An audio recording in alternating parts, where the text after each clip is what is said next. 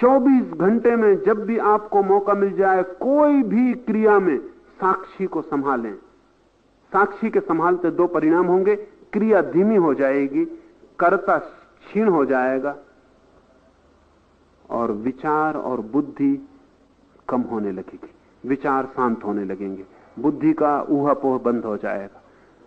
कोई छोटा सा प्रयोग, कुछ नहीं कर रहे हैं, सांस को ही देखें। सांस भीतर गई बाहर गई, सांस भीतर गई बाहर गई, आप उसको ही देखें। लोग मुझसे पूछते हैं कोई मंत्र दे दें, मैं उनको कहता हूं मंत्र वगैरह ना लें, एक मंत्र परमात्मा ने दिया है, वो श्वास है, उसको देखें। श्वास पहला मंत्र है। बच्चा पहला पैदा होते ही पहला काम करता है श्वास लेने का, और आदमी जब मरता है तो आखिरी काम करता है श्वास लेने का। श्वास से घिरा है जीवन। जन्म के बाद पहला काम श्वास, वो पहला कृत्य है। आप श्वास लेके ही करता हुए हैं, इसलिए अगर आप श्वास को देख सकें तो आप पहले कृत्य के पहले पहुंच जाएंगे। आपको उस जीवन का पता चलेगा जो श्वास लेने के भी पहले था, जो जन्म के पहले था। अगर आप श्वास को देखने में समर्थ हो जाएं तो आपको पता चल जाएगा कि मृत्यु शरीर की होगी, श्वास की होगी, आपकी नहीं होने वाली।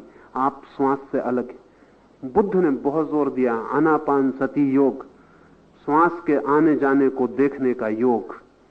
वो अपने भिक्षुओं को कहते थे तुम कुछ भी मत करो, बस एक ही मंत्र, श्वास भीतर गई इसको देखो, श्वास बाहर गई इसको देखो, और जोर से मत लेना, कुछ करना मत, श्वास को सिर्फ देखना, करने का काम ही मत करना, सिर्फ देखना।